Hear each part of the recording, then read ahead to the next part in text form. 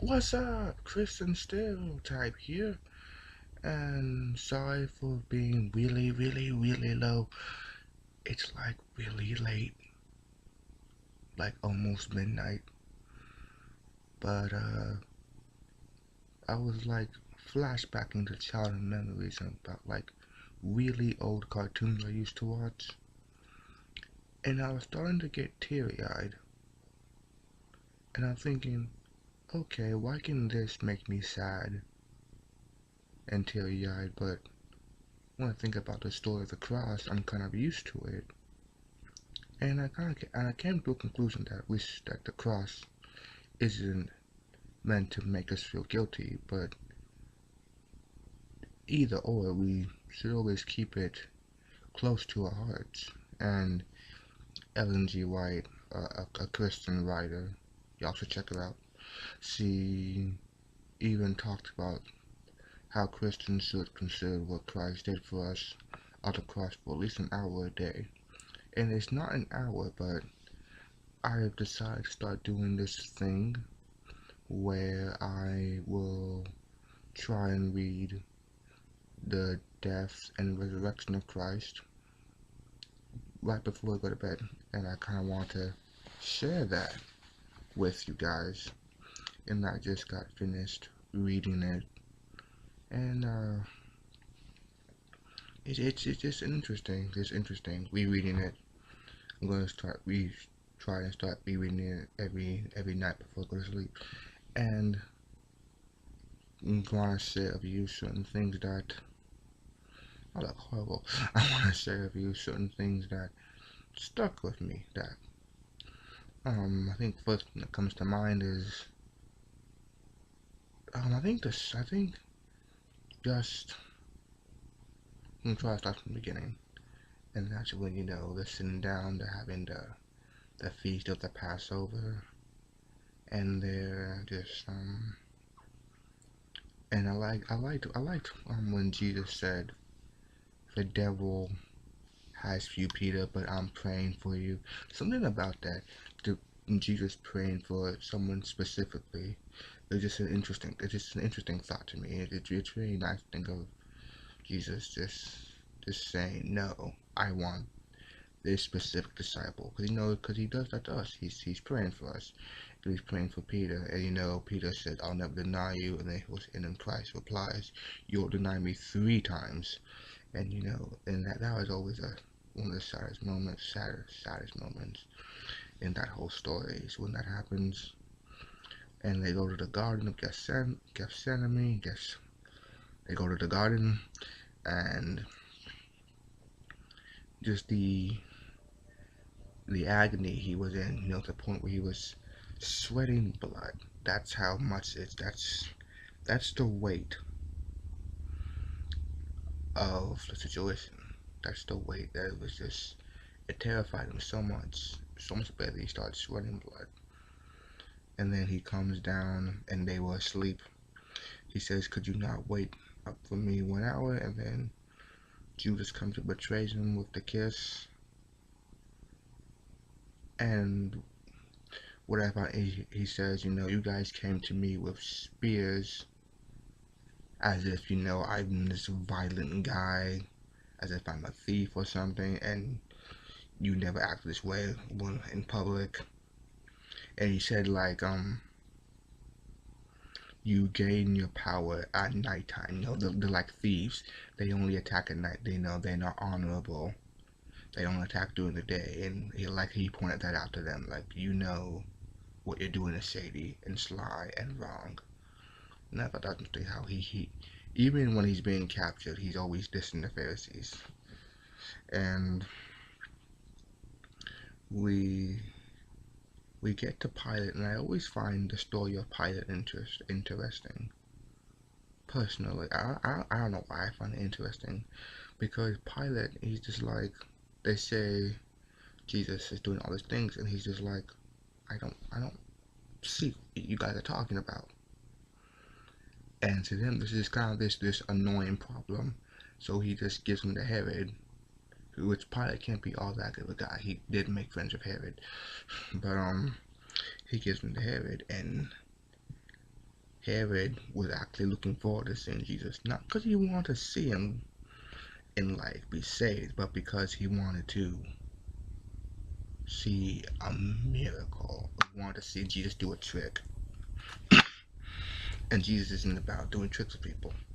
And so he was disappointed. They mocked him. They beat him. And all that happened. And always keep in mind, he did that. He did that. That's how much he loves us. He's willing to go through all that for us. But I just find it interesting that I find Pilate's story interesting because he tried. A lot of times he tried to save Jesus, and that's, to me, it's one of the saddest moments because a part of me just wants to say, just release him, just let this good guy go, let him go. Every time I see that part in the movie or read about it in the Bible, I'm always just like, just this close to let him go. I always want to happen. I always want Pilate to just let him go. That's always the hardest. I think the hardest part for me is Pilate just let him go. I just want Pilate to let him go. But it never does. They release Barabbas. He was like a rebel and a murderer. So they get to they turn Jesus over to the Pharisees. They stone him, beat him. His own people did this. People he healed and helped. And he says to the women, they are crying, don't weep for me. There are worse time coming where you'll wish that people will say to you, oh, I wish I had been barren. Or I wish that, I'm going to see if I can pull that verse up. It's a very specific thing he says. It's like,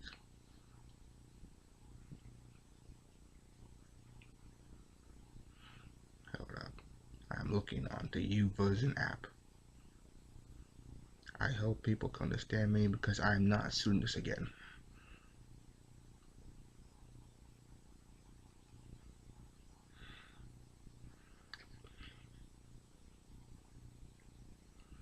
This is taking forever. I need to learn how to cut. First.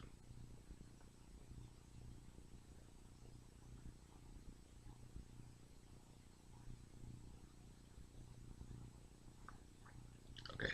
Daughters of Jerusalem, weep not for me, but uh, but weep for yourselves and for your children. For behold, the days are coming in which they shall say, blessed are the barren, and the wombs that never bear, and the paps which never got suck, which never gave suck. And shall begin to say, the mountains fall on us, and the hills cover us. For if they do these things, and the green tree, what shall be done on the dry? So I think that's talking about the end times, and this world is getting worse and worse.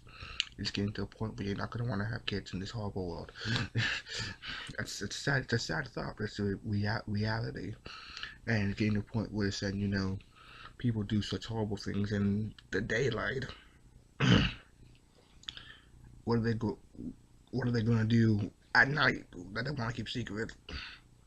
Like, what's worse than to do in the daylight to do at night? It's talking about how Jesus is sad because the suffering that he has gone, it's gonna be worse for us when the end time when the world starts getting worse and worse.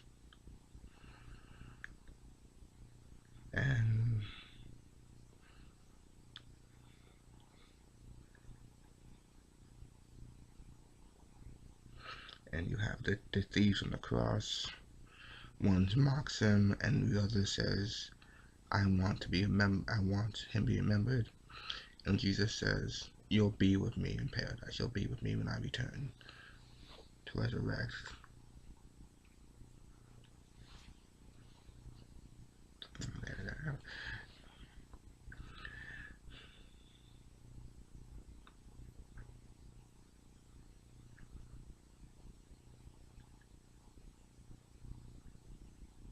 And one thing that I also like to talk about is, you know, he said, Father, forgive them. They know not what they do. And it's interesting that the last thing on Jesus's mind was us. The last thing on his mind was forgiveness, was our salvation. Not himself, not his pain, not his suffering, but that we would be free, that he was put into bondage so we can be free. Sorry for that lighting. Horrible lighting. And the last thing on his mind before he died was us. He was thinking, the last thing on his heart was us.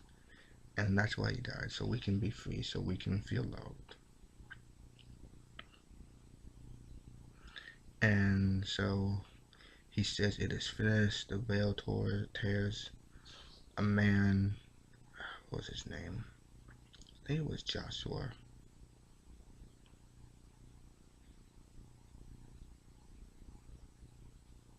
Yeah. No, wait, no, wait.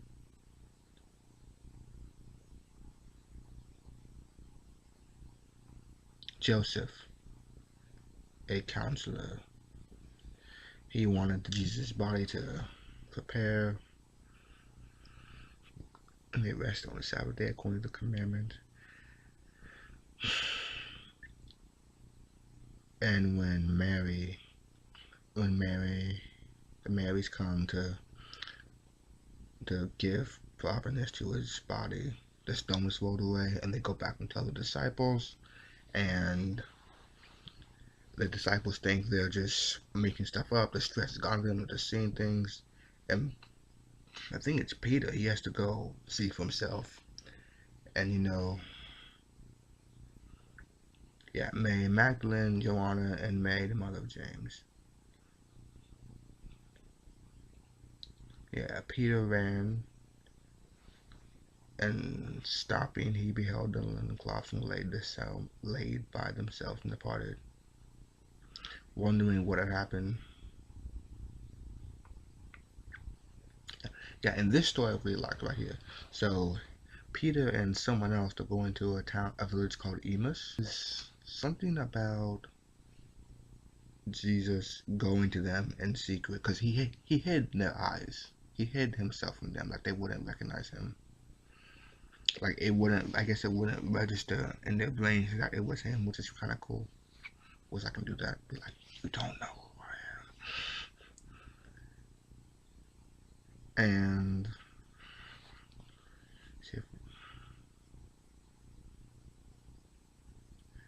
he said, why you guys look so sad? And they're like, have you not heard? Are you not from around here? So like all of Jerusalem knew about what happened. They're like, did you just come here?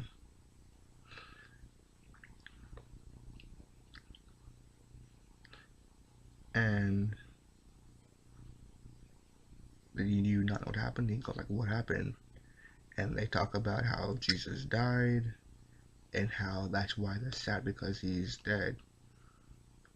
And they go, and Jesus replies, "O fools, are you slow of heart to believe all that the prophets have spoken? Ought not Christ to have suffered these things to enter into his glory?" And I just like the idea of Jesus teaching them on the way there through the scripture lovingly, and just kind of cheering them up, kind of making them realize, giving them hope, lifting their spirits, while all them not knowing that this talking to you. It's like he gets to have this fresh start with them. And it says he begins at Moses and all the prophets. So he starts going from Moses to their current point in time.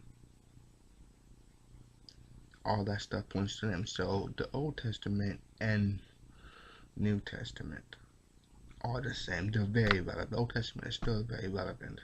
Keep that in mind. And they ask him to stay with them, and he breaks the bread, and their eyes open, and he vanishes. And they said to one another, did not our heart burn with us while he talked with us by the way, and while he opened to us the scriptures?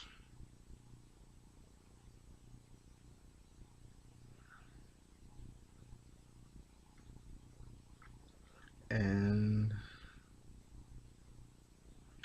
so they go back to the other disciples, and he says, you know, they thought he was a spirit, they thought it was a ghost, and he's like, no, it's me, don't be troubled. If I was a spirit, I wouldn't have flesh and bones. And he asked for some meat. They gave him some fish and a honeycomb. And he said, you know, this was supposed to happen. It was supposed to be, I was supposed to die and then come back. And it's gonna be okay now. And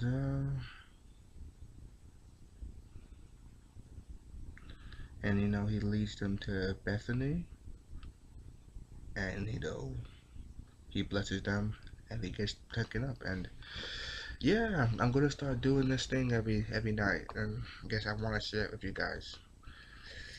Just reading his death and life and highlight what's what points what sticks to me this time. I want to share it with you guys. This is the first night.